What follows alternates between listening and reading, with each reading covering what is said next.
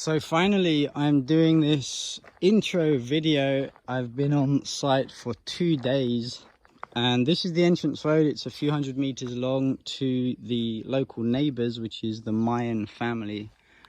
And this is considered an access road. So I believe, I'm not 100%, but I believe the property, the title deeds actually begin around about here, which is the entrance.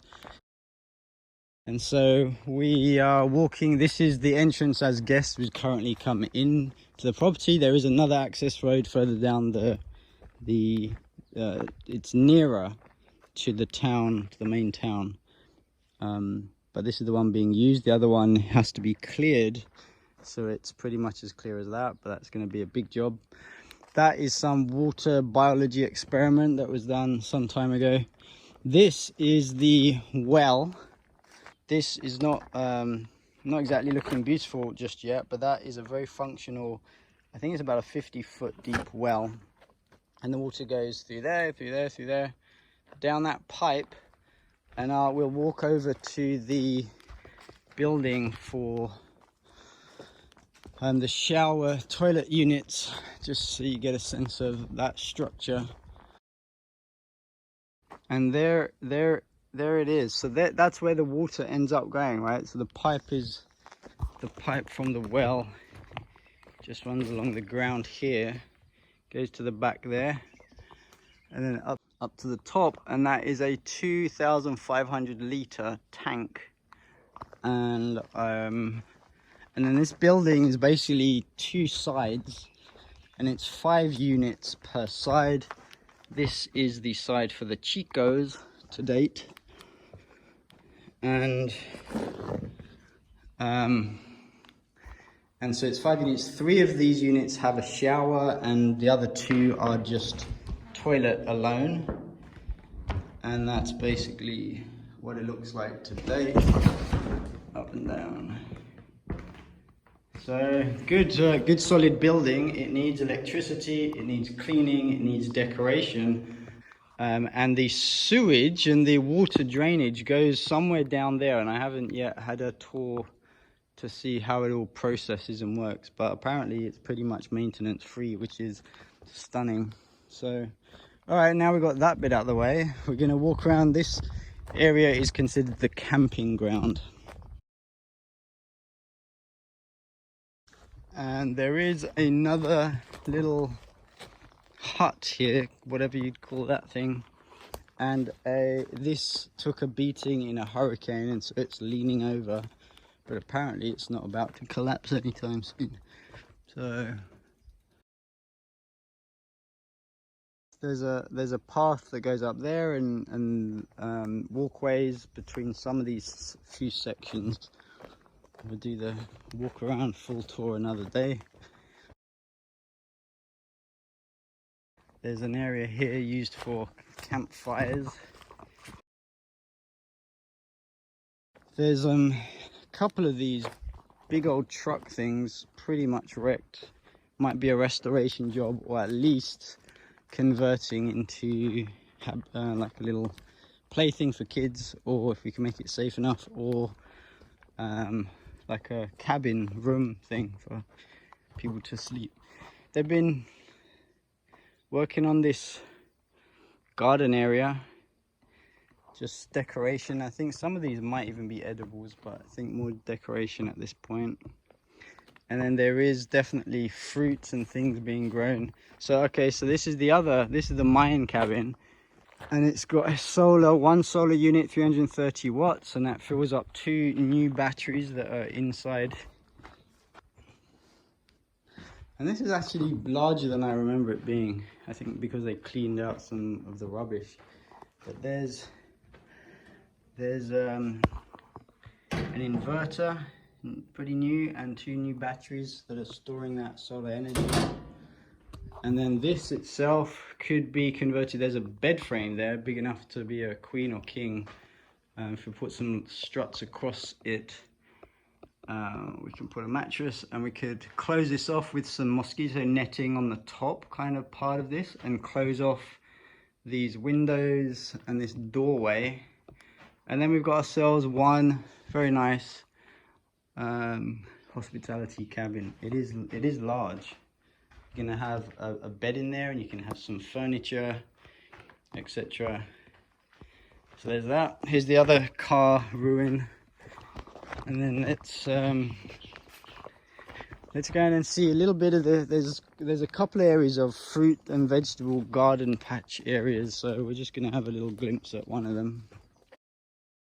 This needs a bit of weeding, but you can see they got these rock formations and this little baby tree, whatever that is. We're gonna have to put labels so that people like me know what the heck any of this stuff is. This is apparently something that they eat for breakfast with eggs. Maybe if anyone knows, you can put it in the comments below. Alright, we're going to walk over to the big palapa.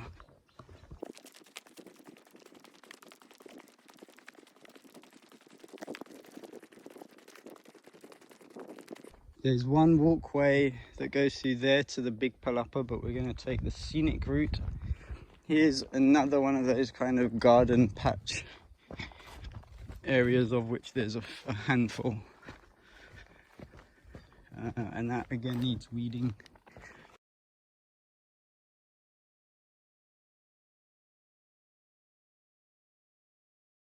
So here's the setup to date. We're going to install Starlink internet up on the roof of this thing. There's the solar panels that are not yet getting any sunshine, but look, the sun's getting closer. And this is the structure. So I walk around so you can get a sense of the size.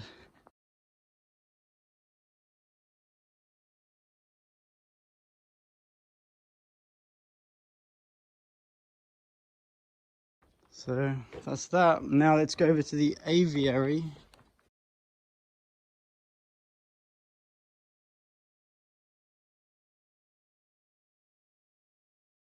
So here's the walkway, the walk paths to the aviary, and you can see there the signs. You got a kind of narrow left path and a narrow right path, depending on what side of the Freemasons you're on, I guess.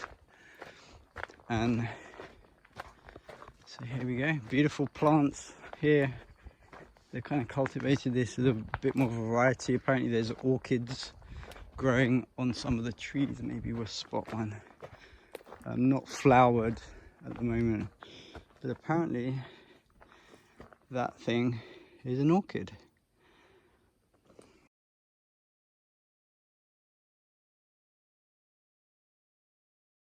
Some murky waters that the ducks love. There's a duck right over there. He's going to jump off the wall. Olympic swimmer. And he's got a family of like 4 or 5 ducks.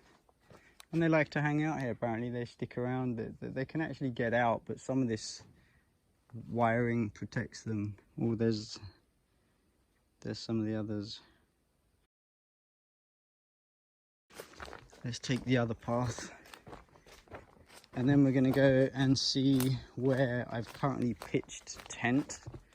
And then that'll be the end of the tour. So from the aviary entrance, the big palapa is down that way, and we're turning left now.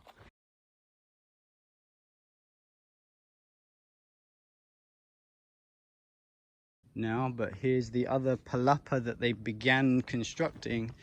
This is where I pitched the tent for the time being, because it's a 5-meter diameter tent and there's rocks in the camp area. So we're gonna have to either clear a space for it or build a platform, which is definitely the goal.